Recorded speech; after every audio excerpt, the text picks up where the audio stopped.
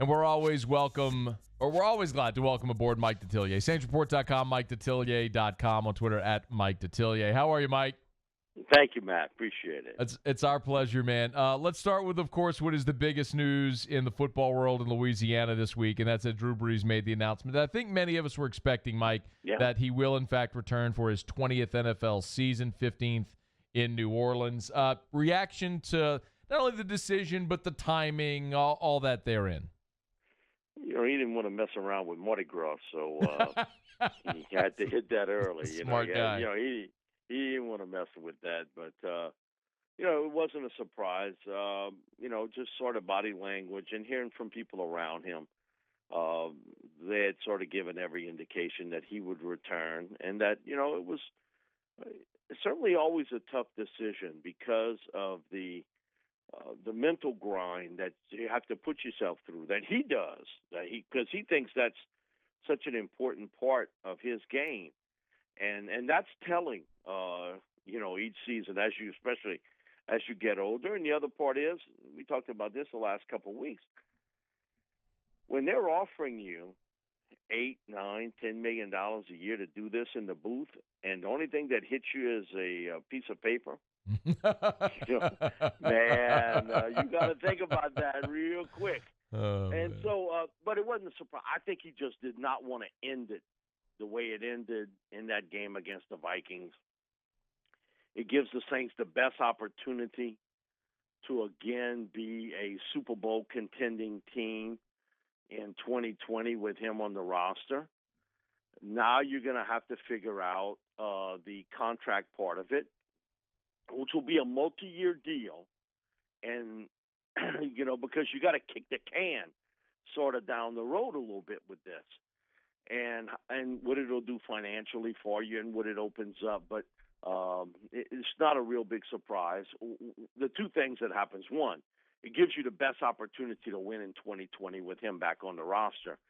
The second part of that is it basically is the thank you. You've been terrific. You bet on yourself and you won. And Teddy Bridgewater plays somewhere else in 2020. I think those are the two things that come out of it. Brees returning gives the Saints the best opportunity to win this year, but it also basically signals that Teddy's going to play somewhere else in 2020. So, Mike, let's talk a little bit then about Teddy Bridgewater and also Taysom Hill to that extent. I know there are odds out for Teddy, and the odds-on favorite for his services are the Carolina Panthers. Does that make sense, or what do you think is the best landing spot for Teddy? Yeah, I think certainly the Panthers, Chargers. I've seen, because I've done a bunch of shows out in Tampa, he doesn't seem to be the type of quarterback Arians would go. Bruce likes to throw the football deeper downfield. That's not Teddy's game. And so I think certainly Carolina, the L.A. Chargers, we'll see what happens there. You never know in free agency and kind of what opens up and kind of how it opens up for you.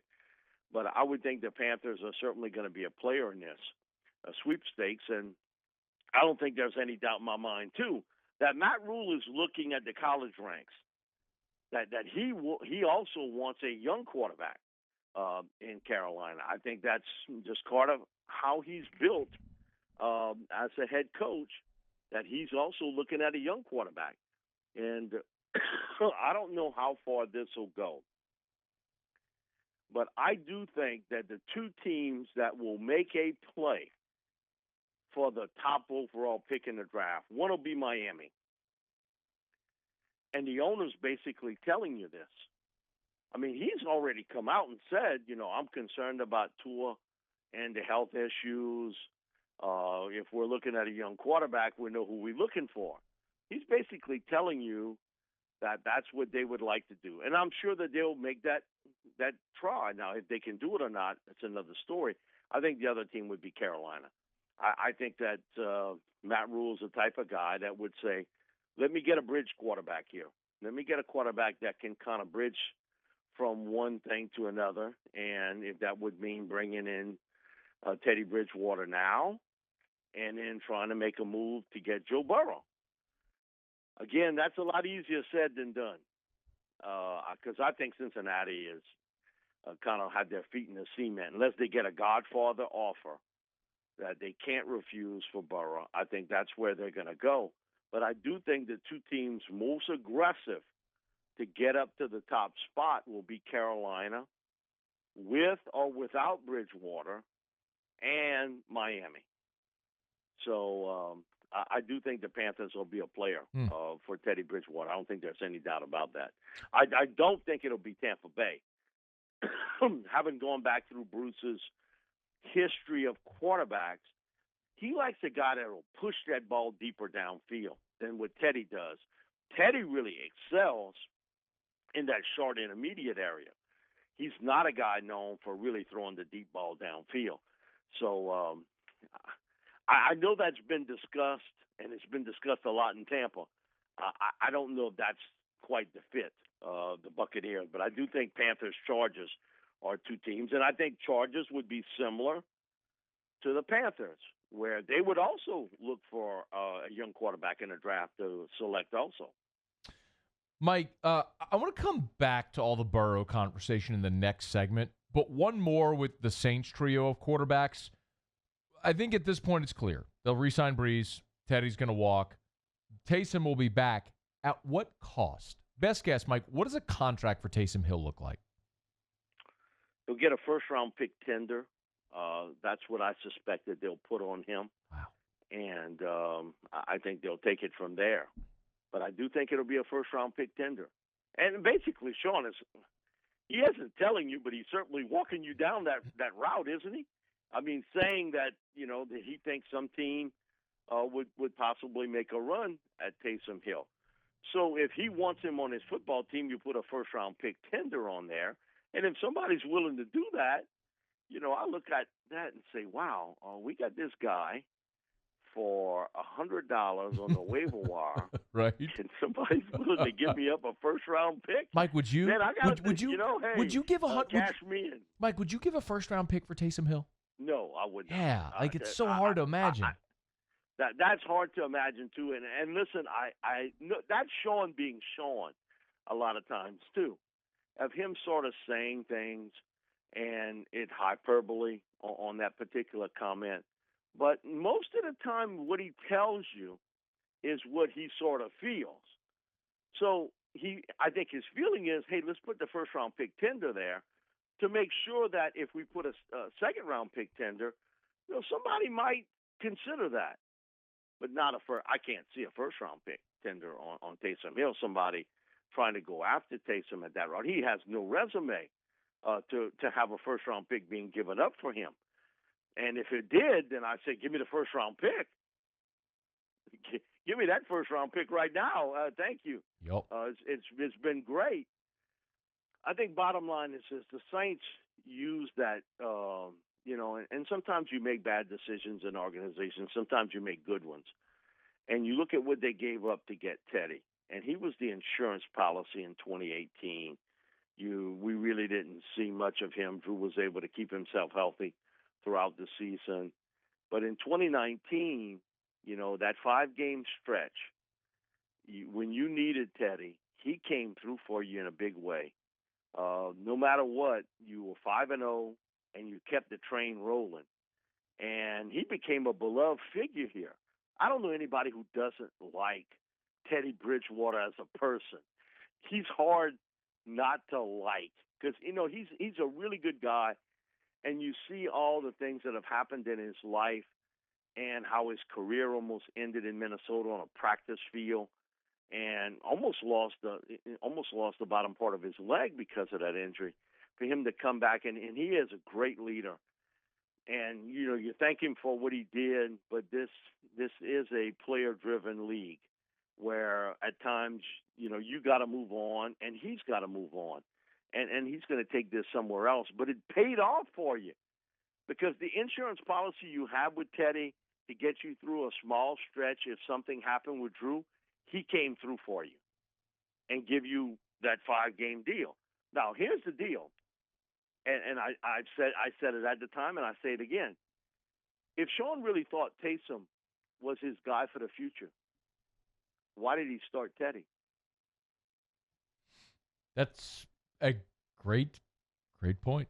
So, in essence, Sean told you my best chance to win was with Bridgewater. Okay, that's all you can read into that. And who got less playing time because of the Brees injury? It was basically Taysom Hill. Yeah. He got pulled from some of the offensive sets that we had seen him in. I think that sort of deal gave Taysom the idea that, hey, listen, this might really, no matter what you're saying, this isn't reality. Because in that spot, I didn't get to play quarterback. You went with Teddy. Mm-hmm. But you're telling everybody that I'm your guy. So, it's kind of a tricky walk of how they did it, but Teddy gave him the best chance to win as a starting quarterback, and Sean knew that, and he played Teddy. Teddy banked on himself because he could have easily signed that contract in Miami, and he would have been the starter there, him and Fitzmagic, or him and Josh Rosen, I should say. Yeah. Because they wouldn't have went the Fitzmagic route if you'd have signed Teddy. But come on, he'd have knocked Josh Rosen out cold in Miami. Everybody else has. So, I mean, why wouldn't you think that Teddy's not going to knock him out till tomorrow? So I do think it's interesting how the play is, and I think, if you're in the Taysom Hill camp, your thoughts are, okay, I hear what you're saying, but when you had a chance, you didn't give me that chance. You went with someone else. Yeah. So I think that has sort of spurred the Hill camp and even Taysom himself to make the comment, hey, listen, if I'm not the guy here, let me go somewhere where I can play. That's not going to happen in 2020. Taysom's going to be on this football team, and then next year at this time we'll be talking about another issue because I think that, Sean's going to be looking somewhere else for a starting quarterback. The Burrow conversation with the Bengals.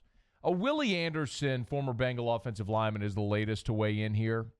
He tweeted a couple of days ago, Joe Burrow has not said he doesn't want to play for the Bengals.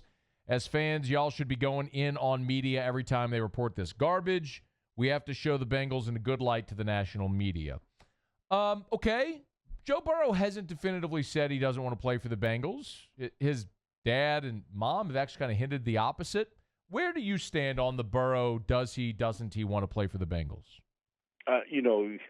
All of us that have been around Joe knows one thing. He kind of talks in dribs and drabs, and if I'm his people, I tell him not to say a word.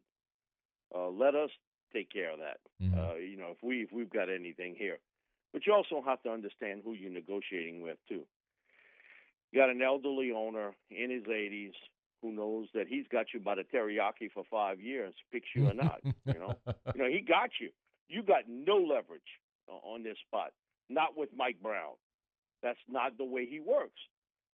It was similar to what we talked about around the trade deadline when there were a number of people, maybe speaking about possible trades with the Bengals. They don't do trades midseason. That's never been part of Mike Brown's setup, no matter what.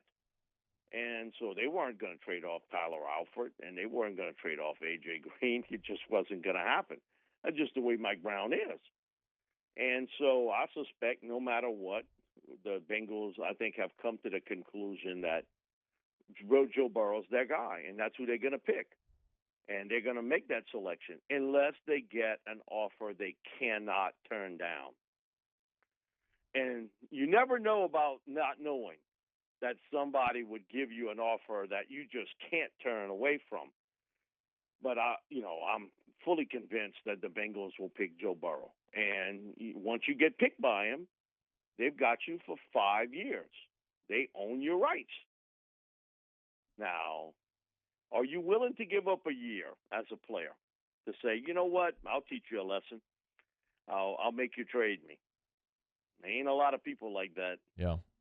That's willing to do it, and I don't think Joe would either. So I think Joe ends up in Cincinnati, with the one exception that some team would make them an offer that they just absolutely could not turn away from. And, again, the one team who's got the capital to do it would be the Dolphins, and you've already heard the owner sort of walk at least a couple steps down that road that he would have an interest.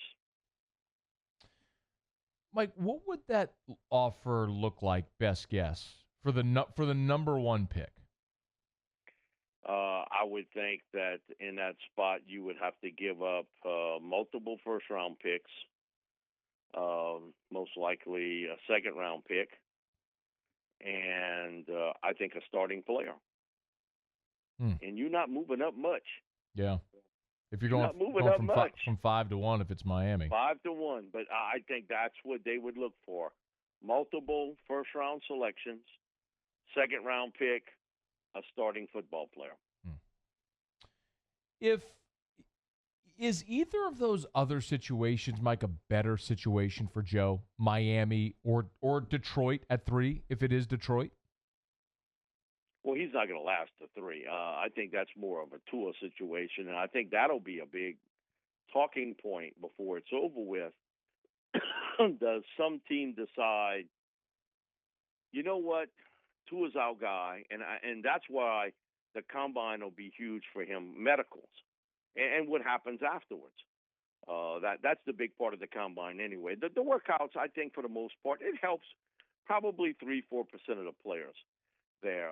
They may put on a great workout. They may test well. They may individually, one-on-one with a coach, and it all works. But for the most part, it's the medicals, because it's the first time you really get that sort of information about a player is through the combine. If everything's okay with Tua, I think the 3 spot would be the hit spot for some team looking to move up for Tua, and or Detroit saying, which I've talked about for weeks now, saying, you know what, look what we've done with Matt Stafford. It hasn't gotten us anywhere.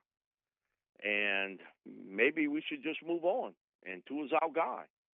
And if we have to keep Stafford for a year, great. If not, we'll see what happens. But I do think that the Burrow situation would be, I think, just for a couple of select teams that would be able to piece together a deal that would give you high first-round picks or first-round picks this year that you could cash in on to get you him. And that team would be Miami, and or a spot where, you know, he ends up in Cincinnati, and then it becomes a stalemate situation to get it done. But Mike Brown's not going to blink. I'm telling you now that he's not going to blink in this spot.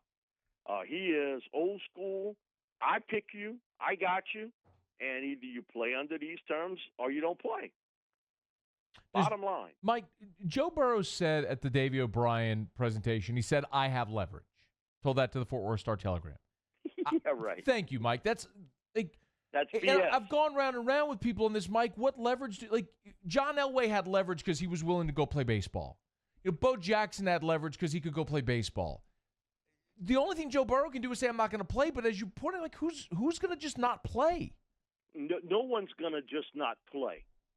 Okay, that money is way too much for you just to say, I'm not going to play.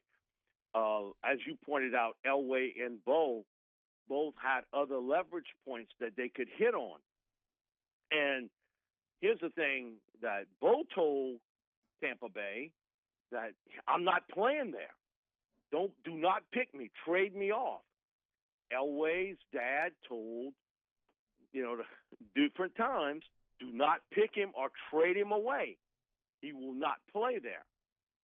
So I think that in that spot, they had a ton of teams that were looking at that point that had enough to get Elway. A lot of teams. And in the same spot, there were a few teams, because I talked to Gay Culverhouse about this. Her dad had still owned the Buccaneers, and her dad was similar to Mike Brown. You're not going to tell me what to do. I would just as soon waste the pick. And that's what he did. Oh, he wasted the pick. That's crazy. But the rules were different.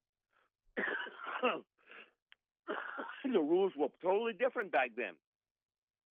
And then, in a year, bang, here comes the Raiders. They roll in and select them. But again, the rules are different than it was back then. And I do think the coverage of it and all the scrutiny of it, the only thing close, I know Eli sort of through the representatives and Archie and everybody else sort of told the Chargers, hey, listen, you got to deal me off. I think the Chargers were sort of hard-headed, but I also believe the Chargers had a deal in their pockets. I think they had a deal already set in place that, okay, we're going to pick you, and I'm going to show you we're going to pick you, and then we'll deal you off. But you're not going to demand, and you're not going to sit out on us. Man, I'm telling you, you're dealing with Mike Brown. That's a totally different situation. Mike, in his late 80s, he's not gonna break at that point because he got you. He got you under tow for 5 years, and you're not going to be able to sit out. You have no other way to go. I've had people tell me, well, he'll go play in the XFL. Yeah, he'll go play for $70,000. Come on, that's not going to work on this particular deal. So I know Joe said he's got some leverage. He's got zero leverage, none at this stage. He got zero as far as leverage is concerned. I don't think he realizes who he's dealing with. That might happen with another team, another owner, but you got to understand who you're dealing with here. Is a guy that, you know what, he don't care what you think. He's old school, and he's going to make his money one way or another. And so you better decide you're going to have to sign with him if he picks you. And I think they've made that decision. And I think that they have relayed that to the Burrow camp, that they're going to select him. And I think that's why you're seeing a little bit, maybe a comment here and there, that they've already let Burrow people know that's where you're going. Yeah. But I'd be shocked if Joe didn't end up in Cincinnati. Really would. All right, Mike. Yeah, we go with it. All right, let's. Let me throw this out because it did pop in my head. Well, I can recall back 1987. The Saints had the 11th pick in the draft that year, so it's totally different than the first pick in the draft. Okay. This was year 2 of Jim Moore. They had still not had a winning season, and Jim Finks told me the story that they were hopeful that maybe Rod Woodson would fall to them, and he went 10th. They picked 11th, but Jim had already done a little bit of sort of background of, listen, if Woodson's gone, where do we go with this? And he was going to select Harris Barton, who ended up being a starting tackle guard for the 49ers. So they called Harris the day before and said, hey, listen, if things are right, we're going to pick you with our first pick, the 11th overall selection. Harris sort of looking at that Saints, because there's a generation of people that don't understand of just how bad this organization was for a long, long time. Yep. That he said no. He said, if you pick me, I'll refuse to go there. And so Jim, he was old school about, okay, we're going to pick you with the 11th pick in the draft, and you're turning us down. And Barton was, turning you down. And so Jim said, good enough. You can go get picked somewhere else. And he ended up picking Sean Knight. Instead, that was the fallback guy on everything. So it does go to show you a little bit how all of that has changed throughout the years with certainly with players, and that back then you might have had a little bit of leverage on a team or an organization. And, you look back at 1987, the Saints, again, had at that point until that season started, had not had a winning season ever. And they started in 67. Mm-hmm. So, Barton sort of threw the cards down and said, don't pick me. Well, old school Jim was, okay, we won't pick you. And back then, it did matter where you get selected. You got paid sort of how you got selected in round 1. Now, it is slotted today, but it was far different from back then. Harris Barton got picked, if my memory is right, 22. 22. I'm looking at it right here. And he would have got picked 11th. And he told the Saints, do not pick me. And Jim said, good enough. Well, he said, you didn't have to tell me twice. Harris Barton got rings. He avoided New Orleans, got rings. He sure did. Harris got a ton of rings out of it and ended up being a really good player. And Sean Knight, God bless him. He was always a guy that looked as though he was playing football on skates. Mm. It's probably a good thing that when you go to 87, you're going to the far recesses of my early childhood of watching the Saints. But nonetheless, so it's combine time, Mike. Storylines for the LSU guys. Who has the most to gain when they're there in Indy next week? Well, I think the two defensive players, I think K'Lavon Chaisson and Patrick Queen. I think those two guys have the most to gain out of this. It's premium positions that you have a clear-cut guy at defensive end, okay, and that's Chase Young. And then who becomes the second guy? Who becomes the second defensive end off the board? Because Derek Brown and Javon Kinlaw, they'll come off the board before the second defensive end comes, or outside linebacker, however you want to look at it. So for K'Lavon, it's a huge, huge day for him because now he can get and put himself in that two spot where you'll have a number of teams in the teens looking to pick a pass rusher. So I think it's huge for him. And pass rushers are a premium. Even guys with maybe not huge amounts of numbers come up into play. I had a talk this week with a GM, and we were talking about at every position you could say that big-time players at those spots played big in college. Look at Danielle Hunter. He had 2.5 quarterback sacks at LSU. And now he's one of the premier pass rushers in the NFL. Chandler Jones. I think Chandler had in his entire Syracuse career either 8.5 or 9. He had 19 last year. He had 9, I think, if my memory's right, his entire career at Syracuse. You look at J.J. Watt. I think it's double digits, but I think throughout the Wisconsin career he had 11.5. He had more than that in year one with the Texans. Mm-hmm. So it does go to Chris Jones is a great example from Mississippi State, who we saw play a lot. I think Chris Jones had 8.5 sacks in 3 years at Mississippi State.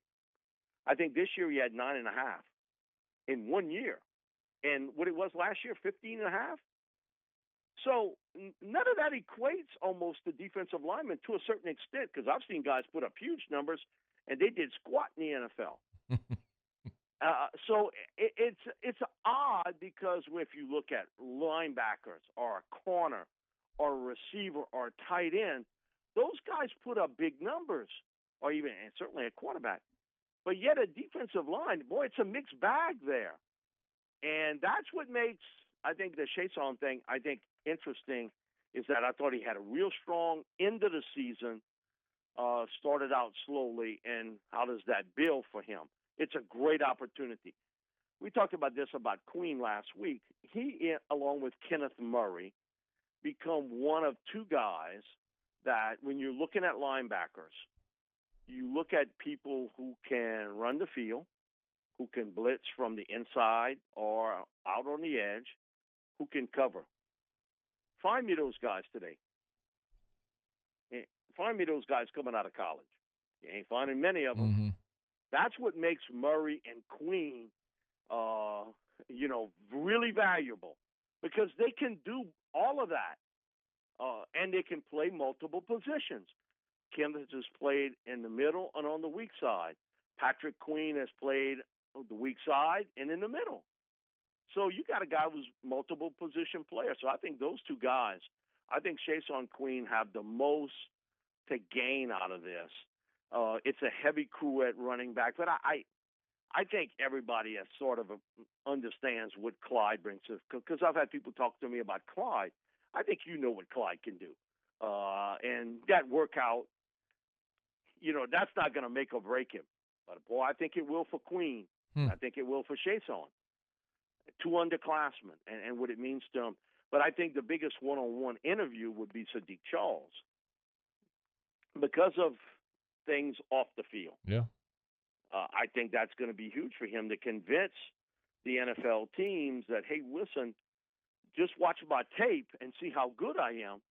And they're going to say, wait a minute. you missed 6 games last year. Coach's decision. We know what that means. So explain us what's happening. So it's big for him too. But for Sadiq, I think it's not so much the athleticism. It's much more about off the field. And sometimes you just gotta cut the cord. You gotta be your own guy. You can't be a follower. You got to do what you got to do because it means too much money. I think it means a lot for those 3 guys. I think Sadiq Charles in the one-on-one interviews that he'll have with basically every NFL team, and certainly with Patrick Queen and with K'Lavon Chaisson.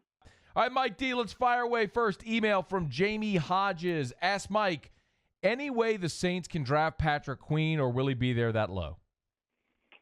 It's a possibility he would be there. I think him and Kenneth Murray, man, they're in a tight race here to be that first guy that's maybe the inside linebacker selected. So possibility that he could be there. And there's no one that has risen up those charts quicker than Patrick. And his agent was the first to tell me he's clipping it. And again, it helps when Mike Mayock talks because Mike sort of let the cat out of the bag real fast. Ask. This is Mark Shelton. Ask Mike, can Andy Dalton be an insurance policy for an NFL team like Teddy Bridgewater was for the Saints? Yeah, I think there's no doubt that the Bengals are going to deal off Andy Dalton. Now, again, what you're going to have to pay him is going to come into play here. And I think you're going to have to kind of sort this out with Andy on certain things. Most teams would probably go to Andy and say, hey, listen, do you have a preference of where you might want to go? And say, listen, we'll try to get you there. Well, that won't happen with the Bengals. They're just going to trade him off. He's off. He's out of there. And so, yes, I do think that if Andy Dalton goes somewhere, he does not want to be a backup. He's going there to be a starter. Ask Mike, this is Glenn Laurie on Twitter. Ask Mike what he thinks about trading Alvin Kamara. I think basically Sean has already told you he's not going to do that. And if I'm an NFL team, unless I have Kamara with a multi-year deal, why am I trading up anything of great substance for a rent player for a year? So you're going to have to come up, with a deal to deal him, so to speak. And already Sean in the offseason, I forget which it was, that talked about he's an extraordinary player. He's unique for our offense. He's telling you he's going to do what he can to keep him here. And I expect that the Saints and Kamara will come up with a long-term deal. Ask Mike, why didn't Braden Fajoko get a combine invite? It's a good question. I think, it's a pretty deep area along in that interior defensive line. It's not a make or break thing. Every year we see, 35, 45 players that aren't invited to the combine get drafted. But I just feel as though they felt he was a part-time player at LSU. And, I think a lot of times, too, is who's on that committee. A lot of times guys on that committee, they ain't the sharpest knives in the drawer. They are general managers, but they're there not because of their football prowess as far as personnel's concerned. They're money guys. And so you get guys like Braden that gets left out of there. But he's got a chance to get drafted late. There's no question about it. And if you're looking for a certain body type in that interior, Fajoko can give you that. Ask Mike, will the Saints consider a wide receiver with the first pick? I don't have any doubt they would, but I always go back to this, and Sean and Mickey has told us numerous times that we try to fill as many needs as we can through veteran free agency to keep that avenue open for the best player. Now, if you're thinking about needs today, you're thinking for the Saints, it's 3 come to mind quickly. You're going to need a veteran starting guard because most likely Pete will be elsewhere. You're going to need another wide receiver. You're going to need another linebacker or 2.